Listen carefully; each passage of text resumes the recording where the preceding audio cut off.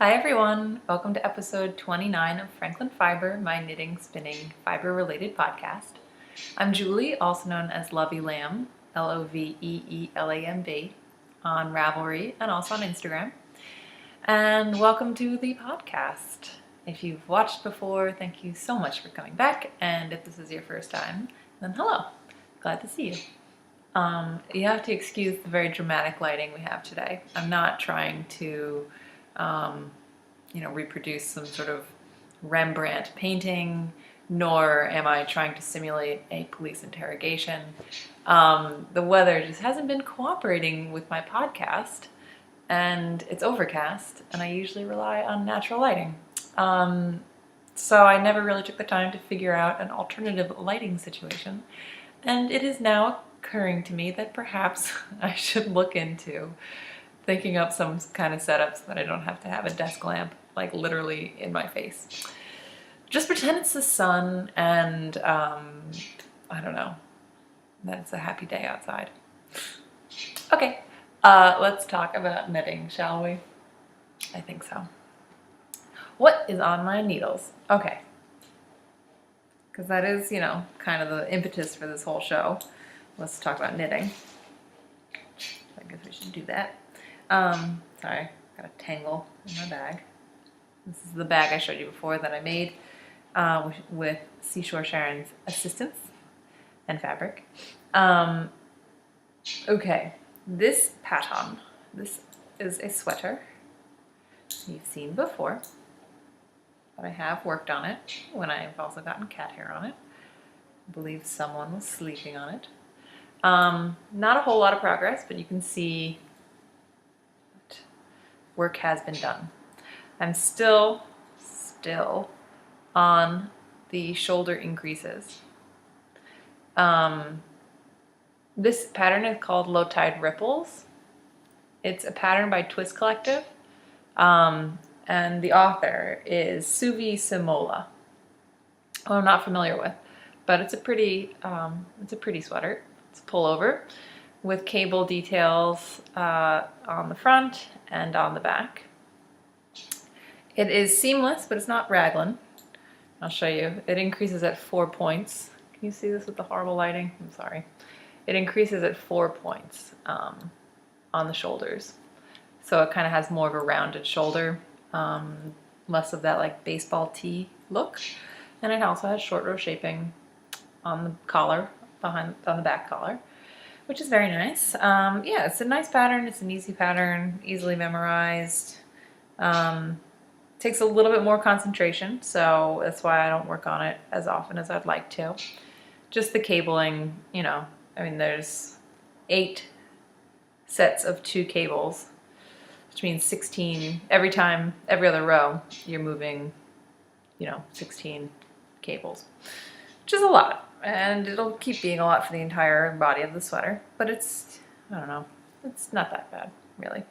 And making this is still the first ball, getting to the end of, oh wow, lighting issues, of Madeline Tosh DK. Tosh DK. Yes. More cat hair, sorry. It's in the color Violin. It's a super wash merino yarn. It's very nice. Oh my god, I keep catching glimpses of myself. I am with you once again, resplendent with horrible hat head. I did work today, but it's just because I love you guys. That's why I allow this to be public. Okay, what else? The other thing that I'm working on is this. It's a hat. Right now it looks kind of like a hot air balloon. It's really big. It is a hat. It's the Sockhead hat pattern, which is a free pattern by Kelly McClure, available on Ravelry. Super simple sock yarn hat. This brim, so you see it's like 4 inches of ribbing and then another 9 inches of stockinette. And I think I'm on like 6 inches of stockinette at this point, and the brim will get folded up. So it'll be slouchy, but not that insanely slouchy. And now it looks a little bit more like a regular hat, right? I started this week, so this is a new project. And this is my mindless project. This is what I take with me in the car when I'm not driving, obviously. This is what I knit on while I'm watching a movie or a TV or something like that. Like before bed when I really can't concentrate. And it's good for that.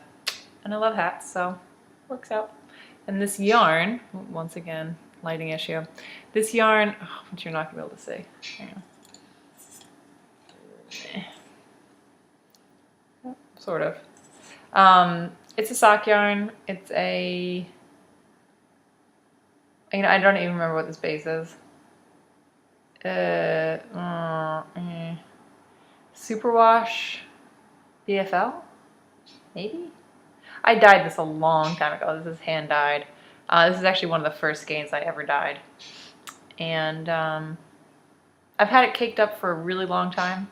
I've tried knitting it into several different pairs of socks, but I've always hated the way that the flashing of this yarn has looked in socks, because it does flash quite a bit, as you can see. But I kind of like how it looks in the hat. So flashing are these stripy sections that kind of are spiraling up the hat. So yeah, you can see what I'm talking about, right?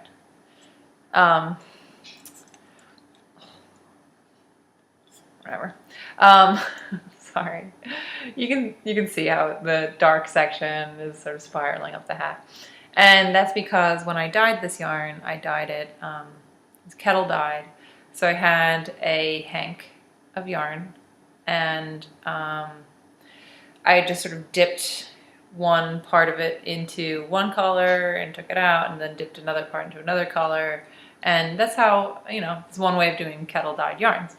But the problem was I think that in this case, the hank itself, the skein itself, was not that long. It was maybe like 1.5 yards around. It was pretty short, like the circle, And so when I dyed it in those blocks of color, the repeats come up really fast as you're knitting around. You know what I'm saying? Like the dark section isn't very long and then comes back pretty quickly. And that's why it catches itself all the time. Anyway, in the socks it was pooling in an ugly way. And here it's just flashing. So, pooling would be if all the dark color stayed in one spot more or less, and all of the light color stayed in one spot more or less. And flashing is this, where it's going around. Anyway, the flashing, I think it works a little bit, sort of. It kind of looks like a stripy hat. And at first I thought about doing this, like striping it with another yarn to kind of break up that flashing a little bit, hopefully. But in the end, I think it's good enough. It's just gonna be a hat, It's not like the biggest fashion statement of the year. So I think I like it. We'll see.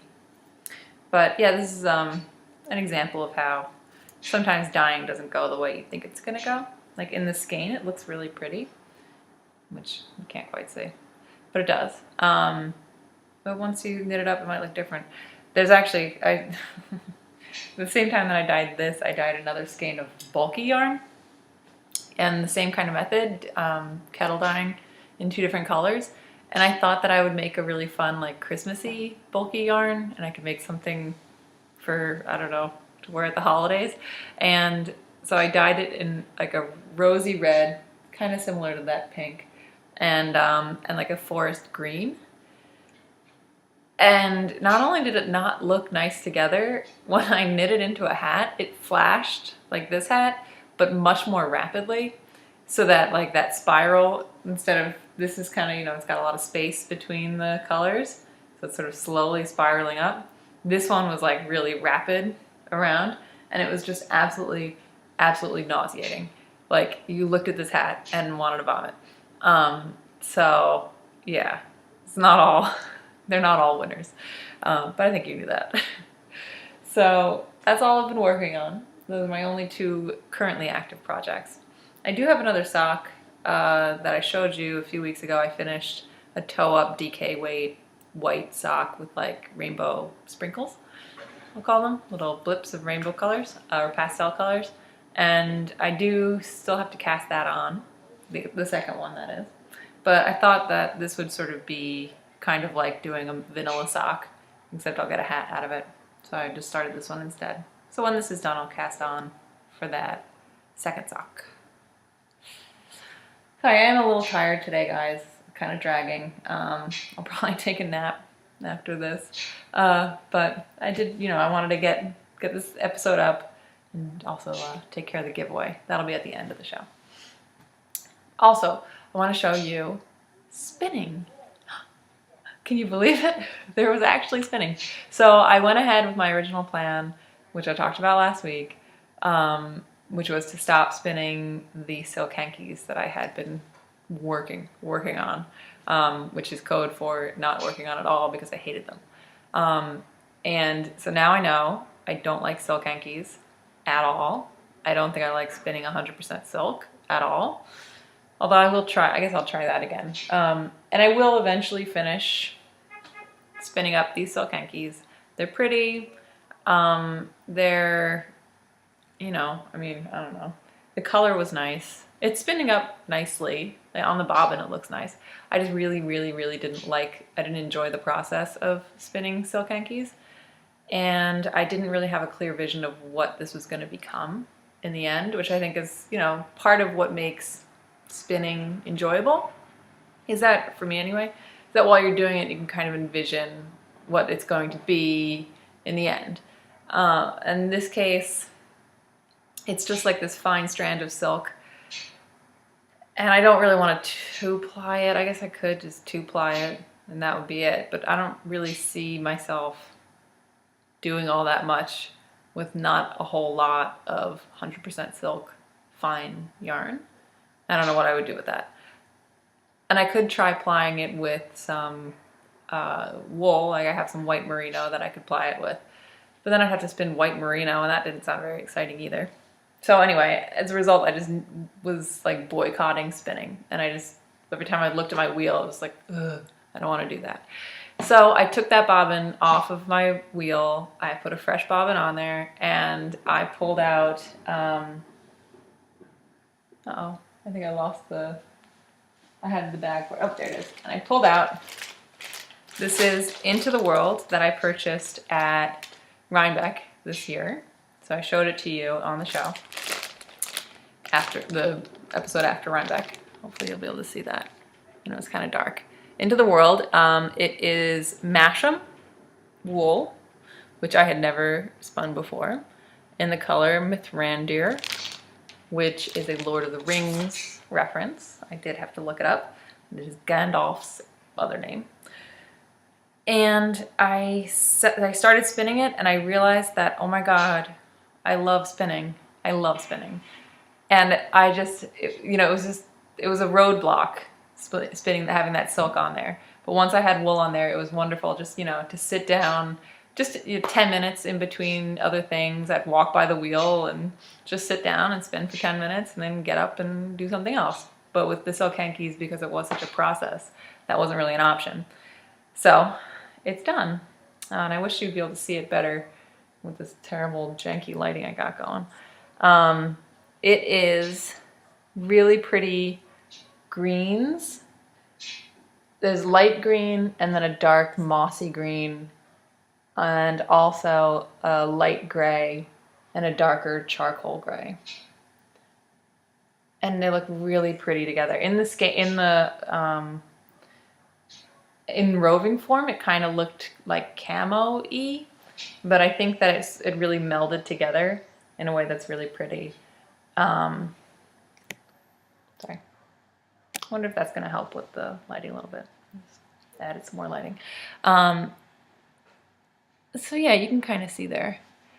It is not the most evenly spun yarn. It is a 2-ply.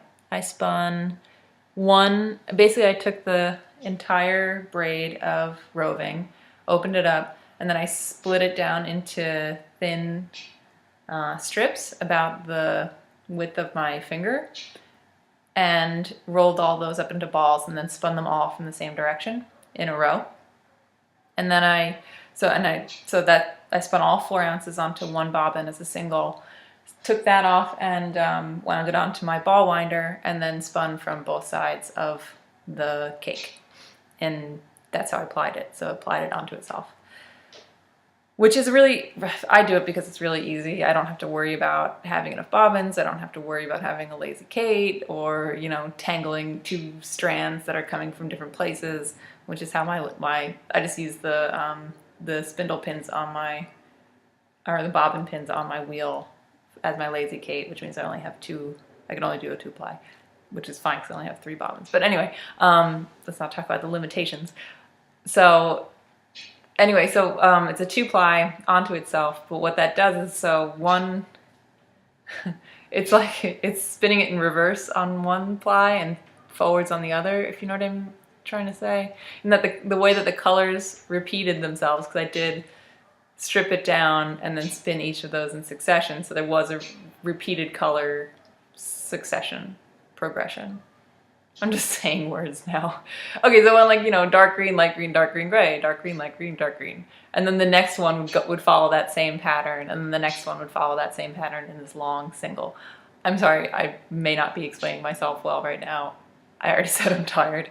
So, and then when I applied it, I had one of the singles going that way that I just described, the way it was spun, and the other is going the opposite direction. Anyway, my goal was to have something that was sort of barber pole-y, but also would meet up and sometimes be a solid color and then go back into barber poling. And that's exactly what I got, which is nice. So I'll open this up. It is, as I said, a bit thick and thin. Or, I mean, not thick and thin. This is not really even. It is about something like a sport weight. You know, the general consensus of this yarn is sport weight. And it's 290 yards out of about 4 ounces. It did plump up quite a bit once it was washed, and I'm really happy with how plush this yarn is. It's really not dense at all. It's very airy, very light, very squishy, which is really nice. This fiber is definitely not as soft as some fibers, but it's not as rustic as like a Shetland or anything like that. I would say that for me, I could wear it next to my skin. Someone with sensitive skin might not feel the same way. I think this might become a scarf or a shawl or like a kerchief or something like that. I think it would look really pretty. So it does have it's got a lot going on in the color, but it's all pretty tonal overall. You know what I mean? So I wouldn't do this as like a lace pattern or anything like that. But I think as a nice, like simple scarf or kerchief, it'll look really pretty. So that's my plan for this. Like I said, I'm really happy with it. I'm just really happy to be spinning again and enjoying it. It's been way too long. It's been months and months. But I am proud. Oh, you got to see my chin thing. I am proud that I finally have some finished spinning to show you. And I'm now excited about spinning again. So that feels good. Okay. Knitting, spinning, what else? Random stuff I wanted to talk to you about. One thing I wanted to mention is the shoes that I told you about. So this is going to be fast, don't worry. I told you last week about how I was looking for a pair of kitchen shoes to wear to work, where I'm standing for 8 to 10 hours a day. And, but also I wanted shoes that I could wear my hand knit socks in, because I have hand knit socks and I almost never wear them because they don't fit in any of my shoes. So I had found a pair of shoes that were on sale and I got them and they're awesome. And this is them. They look like, I don't know, they don't look very stylish, I'll admit it. They're like good citizen Soviet Union shoes. But they're really, really, really comfortable. They've already got cookie dough on them, so just don't look at that. They're supposed to be black. They're breaking in really quickly. And they're just Birkenstocks. It's the style is London, they're called. And they're super, super comfy. So I just want to show you that I did get them and that they are everything I hoped that they would be. And if you are interested in a pair, 6pm.com had them on sale for 45% off, which is a pretty good deal. Moving on to, okay, this is sort of like a book review, except that it's going to last about 30 seconds. I got the new Interweave Knits magazine, Winter 2014, or 2015, thinking ahead, and I really didn't like it at all. I subscribe, and generally that's great, but I think I might stop subscribing to it. I had subscribed because when I was living in Philadelphia before, and I could just go down to Barnes & Noble, and they had all of the knitting publications, like all the major ones. So I wouldn't subscribe. I would just go there, you know, flip through it, and if I saw one that had a lot of good patterns in it, I would buy it. But Interweave was like on a roll, and I was just buying every single one. And then I moved into a place where there aren't that many bookstores and there aren't that many craft stores, not that many places that are selling magazines like this. So I thought, well, I always end up buying it anyway. Why don't I just subscribe? And then I think, I don't want to place blame on anybody, but ever since the new editor came on, it was Lisa Schroyer, I haven't been enjoying it at all. And I don't want to say it's her fault, but it did coincide, I noticed, with her taking the reins over. And it's just like, I mean, there were like one or two things in here that I kind of liked. Like this. Kind of like that scarf. It's cool. I'm never going to do it. It's double knit. And I think there was like one sweater that was okay. But generally, and you know, of course, you are always welcome to have your own opinion on this. And my word, I don't believe that my word is gospel in any way, or that I'm some great arbiter of taste. But to me, I looked through here and I thought that everything either looked really handmade, which isn't really a problem, but if it's in here, you know, like this, it was professionally styled, and you know, I mean, someone was paid for this work. This is like the best it's ever going to be. And when I see it in here and like the shoulders don't lay right, or the hems are wonky, or like the bind off looks bad, things like that, it just like that totally turns me off. And I think, you know, if this is how it looks on a model who's, you know, gone through hair and makeup with a professional photographer and like retouching, and it doesn't look good, then God knows it'll never look good if I try it and then I try to wear it. So I felt like half of them kind of fell into that category, and the other half just kind of looked like something you'd find at Marshall's.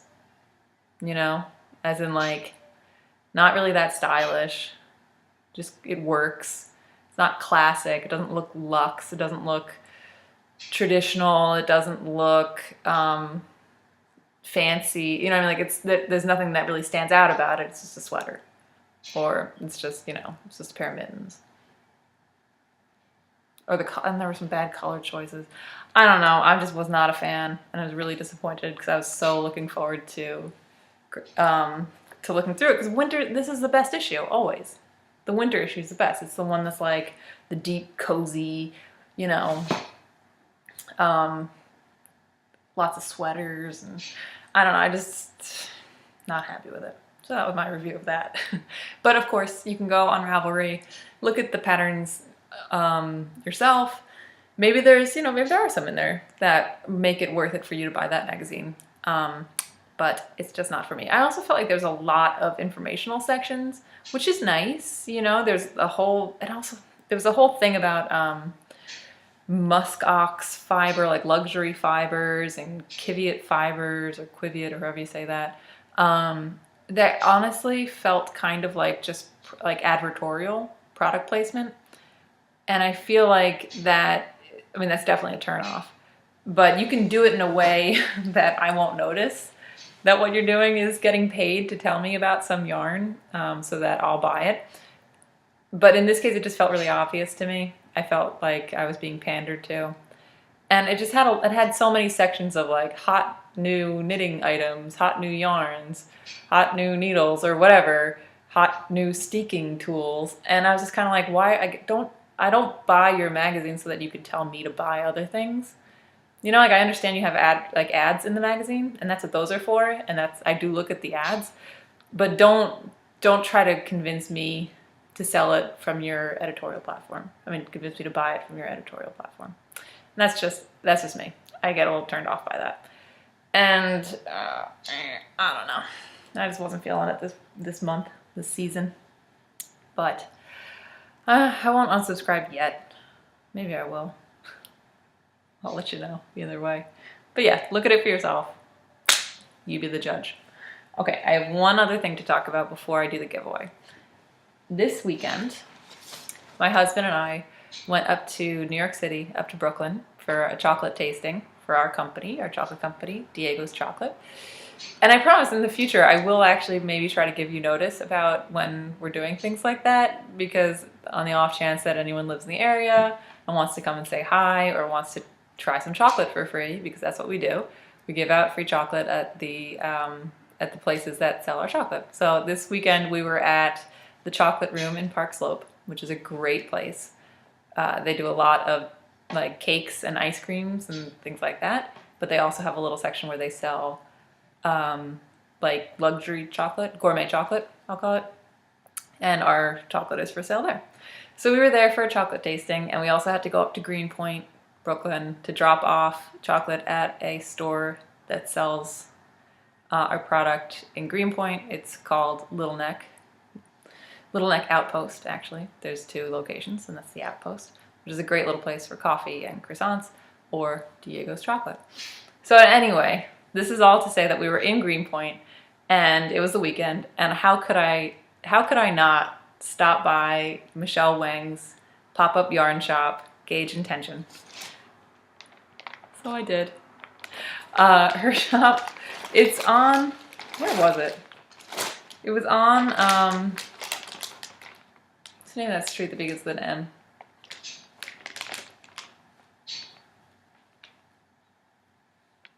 Sorry.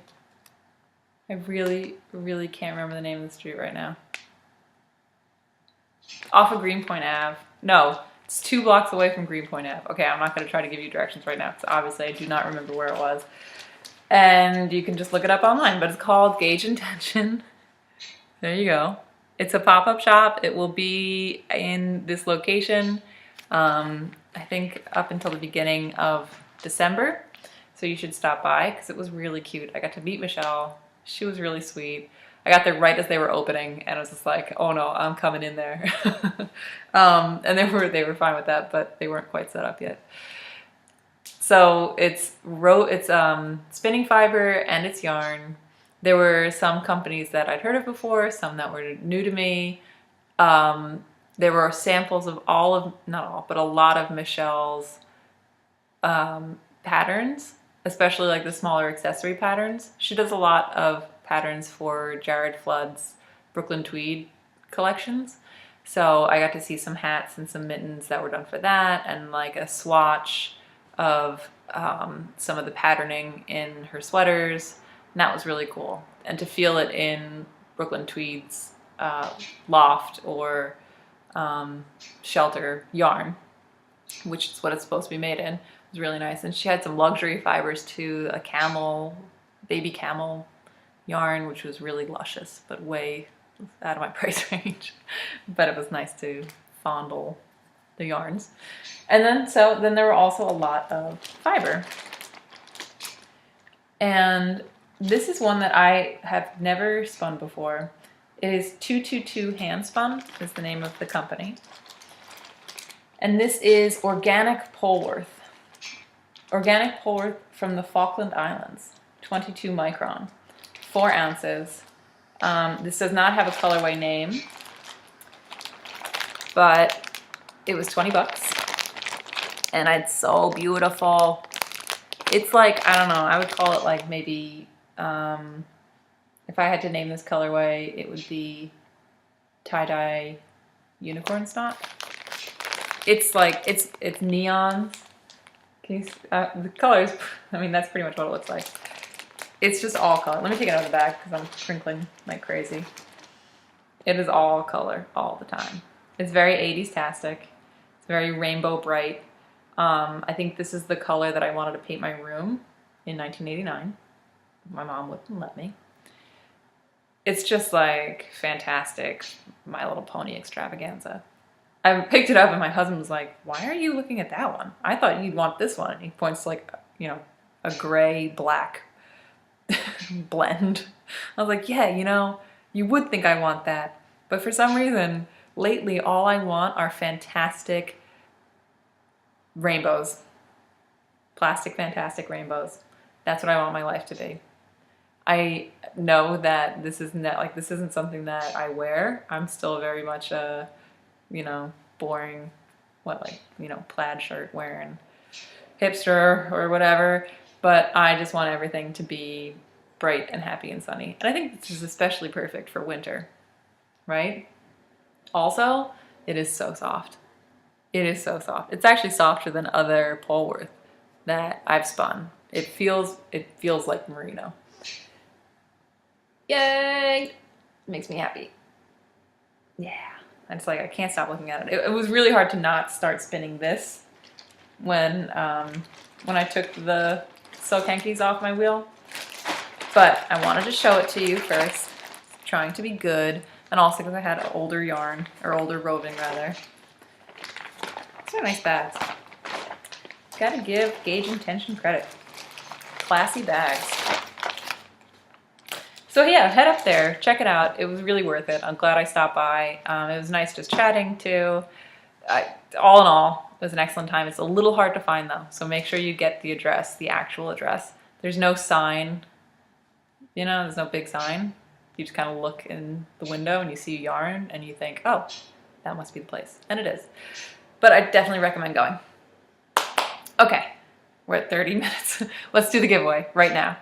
So last week, I showed you the Twisted Limon self-striping yarn in the Cheshire Cat colorway. This is the prize that I'm giving away in honor of us finally hitting 100 members in the Franklin Fiber group. So here's the thread. Can you see it? Probably not. Probably not. Anyway, there were 30 entries. So, yes, 31 posts, and the first one was mine. So, random number generator. 1, can you see it if I tilt it that way? Maybe. 1 to 31. Generate. Result. Numero 28. Yay, 28. Which is also my birthday in day form. You know what I'm talking about. Okay. Sorry, I'm just rambling now. Number 28 is Diamond 90. And she said, there was no prompt, so it was just say something nice. And she says that she loves watching the podcast and thanks so much for the giveaway, such pretty colors, and she hopes that I get over my busy day, which I did. I took a nap and I felt much better. I think that's what I'm gonna do today too. But Diamond 90, you have won. I will let you watch the announcement on the show before I contact you. So if you watch the show in this coming week and you see that you've won, PM me with your address and I'll send it off to you. If I haven't heard from you in a week, then I'll PM you because I don't want to have this sitting around my house for too long because I might accidentally cast it on. So you are the proud winner of the skein of yarn. Yay! Congratulations. And thanks everyone for entering. I do hope to have more giveaways coming up. I'm thinking maybe like a Christmas thing. And okay, I think I have to go now because there's a lawnmower that I'm sure you all can hear. It's freaking me out. I need to take a nap. I need to admire my beautiful yarn some more. My beautiful roving some more. I'm gonna sleep with it at night. Okay, thank you all for listening. You've been a great audience today. Until next week, stay crafty. Bye.